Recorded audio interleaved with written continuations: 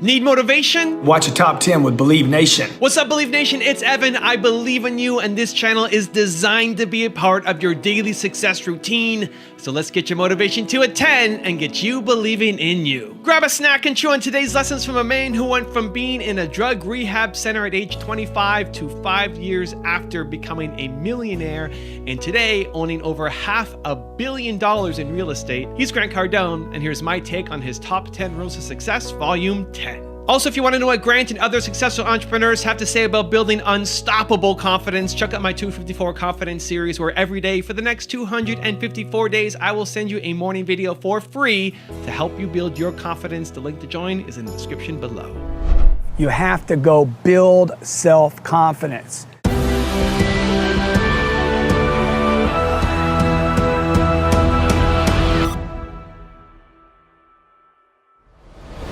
Okay, let's kick it off with rule number 1, get known. I've been here 5 years. You guys don't know me. You know why? I didn't let you know me. If you don't know me, you won't flow me, right or wrong. So my job is to make sure I'm known. Today, it's easier than it's ever been before. That's why I'm a guy that's using social media to get known. It takes courage to stand up here. It takes courage to get known. It takes courage to build a brand. It takes courage to build a YouTube channel and an Instagram and a Facebook. I'm 60 years old. I don't know anything about Instagram, except that I got 900,000 people that follow me every day like a religion. You ask them what church they go to. I go to the church of Grant Cardone. Okay, what's my name? My name is Grant Cardone. What's my name? My name, because you didn't know, this is for the people that didn't know. My name is Grant Cardone. Let me hear it.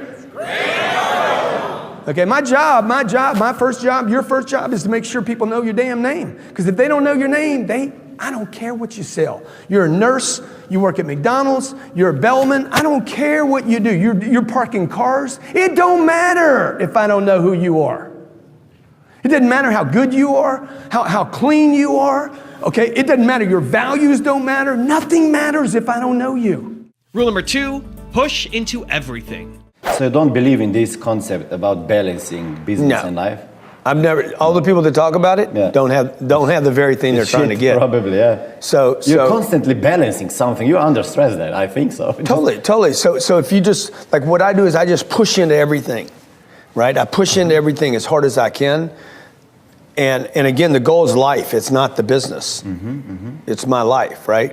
Business is part of my life. So having fun is part of my life. My spiritual part is part of my life. So I'm going to push everything into that thing that I'm working on.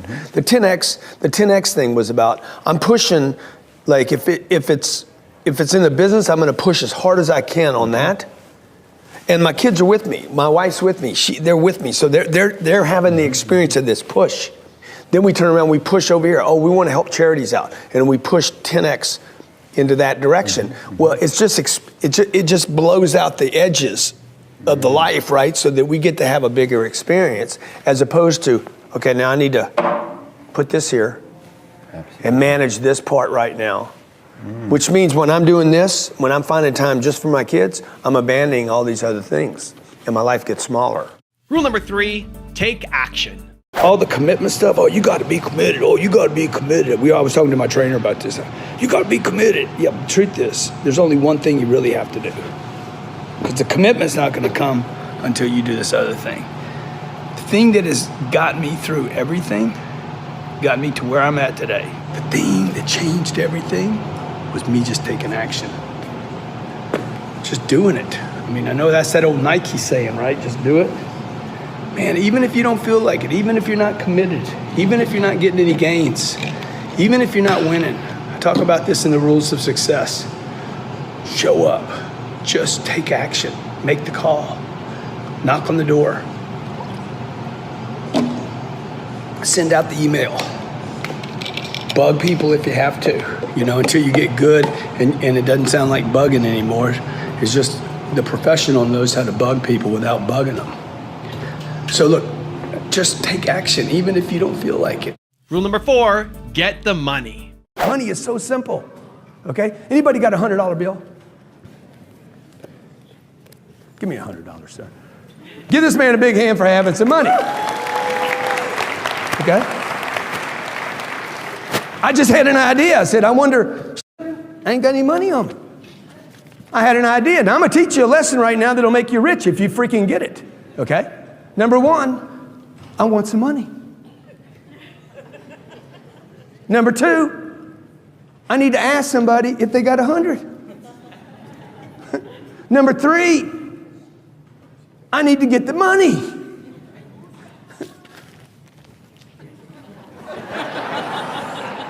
It's no more complicated than that. I didn't go manufacture something. I didn't build a business plan. I didn't create a product. I had an idea. The length of time between your idea and the money will determine whether or not you're successful. The length of time between the idea and the monetization, big word for get the money. The distance between the idea and the money will determine whether you take off or not. Rule number 5, don't make excuses. Why do we make so many excuses? I think that we are like excuses making machines. Like if I miss a deal, we do a lot of real estate deals. So if I miss a deal, I'm always going to, what did I do wrong in that deal? First response for me is, what did I do wrong in that deal that they didn't pick me? What did I do wrong that I didn't get that deal? What did we do wrong that we didn't hit our number there? Like, I'm never saying... It's not blaming somebody. Well, I don't have control when I blame. I want control. So even if they are to blame, right? I want control. I'm not going to assign you blame. If you hit my car, I'm gonna say, what did I do wrong? What did I do that allowed you to hit my car? I did something. So even in the most dumb, like I ended up in a lawsuit where a guy basically found something, sued me for it. I didn't do anything to this dude. My immediate response was, what did I do to create that frivolous situation? He was a criminal, total criminal, sued me for 60 million bucks. He just sued me because he thought he could get something from it. Yeah. But I did something. And the reason I want to assume that I want to be the cause point is because if I assume that position, even though I didn't really do anything, then I can control what I did. I can't control what another person does, but I can spend time and energy controlling what I do. Rule number 6, think wealthy. The company is only as great as the driver is. Number 2, does the dude have a bunch of fuel? You know what fuel is? See this plane right here, this plane's no good. No matter how good this plane is, if there's no fuel, plane no good. Plane don't go anyplace without fuel. Neither does a company. I know guys that have great companies, but they're out of fuel. They're just not, they're not gonna use it. They're drivers, they were drivers, they used to drive, they got fuel in their tank, but 3, they won't use it. They're not gonna press because somebody's on their neck right now saying, conserve your money. A lot of rich people, this happens to a lot of rich people. People get rich, they go from the middle to rich and never get wealthy. With the wealthy, it becomes impossible to get wealthy like the Rockefellers or the people that we're talking about, the DuPonts, the Morgans, the Vanderbilts, because the Cardones, because they get satisfied with with rich, and they never get wealthy. Wealthy is generational money. Grant died. I guarantee you my grandkids will be talking about me. That's a bad right there, dude. There's that dude, goddamn. Okay? And then number 4, dude, you got to have a future. Like the future I'm interested in, and by the way, I'm going to go back to the New World Order, boys and girls, the Illuminati, the Masons, whoever they are. These people think about futures. You guys don't. They're thinking about generations. That's what the Japanese do. The Japanese, they think about future generations. They're not thinking about right now. How about the Muslims? They're thinking about lifetimes from now. Rule number 7, don't think small. How many heard this before? People buy from people they like. No. People buy from people they know. Okay, if you're taking notes. People buy from people they know, period. They don't buy the best product. They don't buy the cheapest product. People buy from people they know. Because if you don't know me, trust will not happen. That's why I rolled up on Damon and said, hey, how about I put you in the plane? and I fly you to Vegas. Same dude's telling me I was stupid buying a plane. I said, dude, come on. What's wrong with you, man? You spent too much time on a street corner selling hats. That bird is what got me in front of you, DJ, little man. Oh, yeah, you're right, man. And then he says, no, I'd have gone with you anyway. You would not have got on JetBlue with me. Don't lie, man. I know you're the people's shark, but don't lie.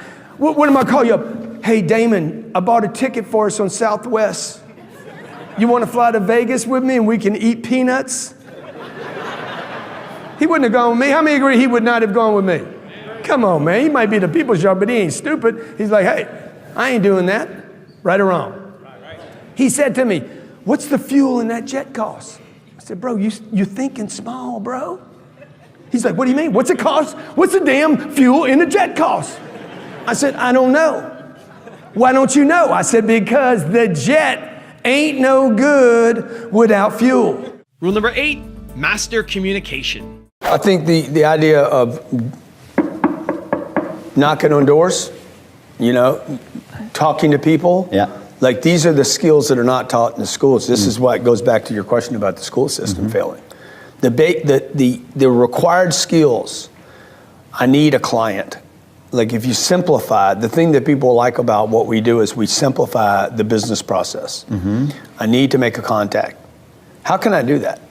Like how can I just simply, if I'm a cameraman and I want more work, how do I knock on a door or make a phone call, get in front of someone. So hard. Impress them. If I go to Harrods right here, I'll see how many people don't have that skill. I walk in, I don't even get hello. I don't get hello. How you doing? Great to have you here. Appreciate you being here. It's so nice for you to drop by. Thanks for coming into Cartier. I mean, it's a $3 million ring over there. I went in there the other day. I can't even get anybody to show me anything. I'm like, how much is the ring? They kind of look at me, right? Can you show it to me? Do you mind showing it to me? He showed it to me, told me how much it was, and I leave. He didn't show me a second ring, a third ring, a fourth ring. So those are the skills that people need, right? How do I interact with people? Communicate. Yeah. Rule number 9, multiply. The middle class adds and subtracts, and clearly the middle class never figured out how to do what the super wealthy do.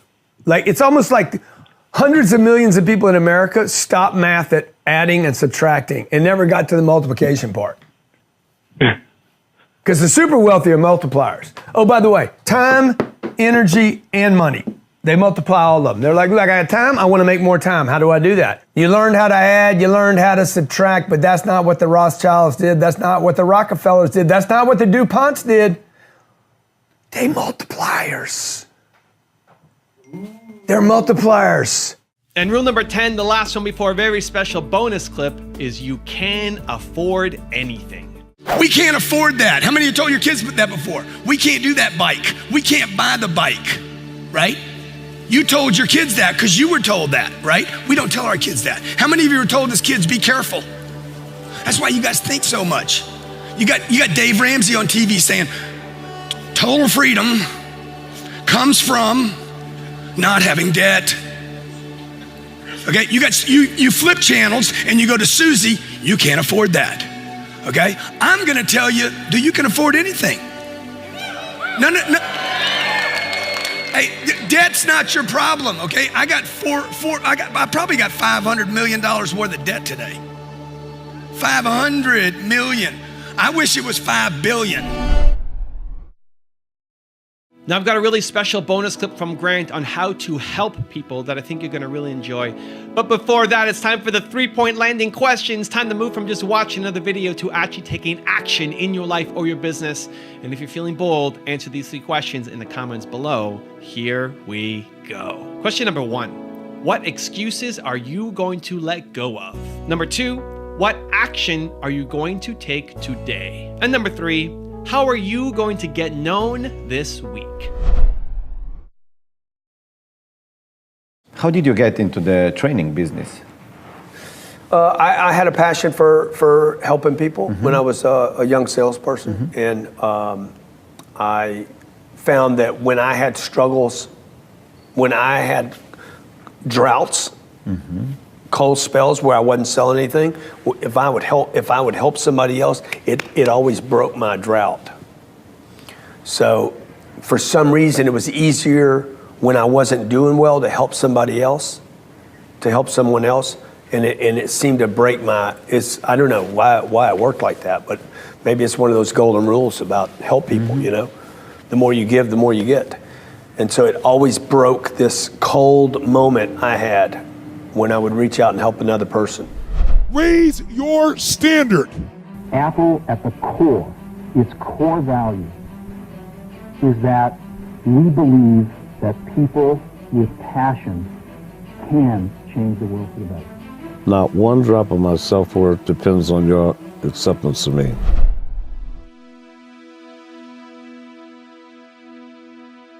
If you want more Grant, check out the video we did on his ultimate guide to becoming a millionaire. The link is right there next to me. I think you'll enjoy it. Continue to believe, and I'll see you there.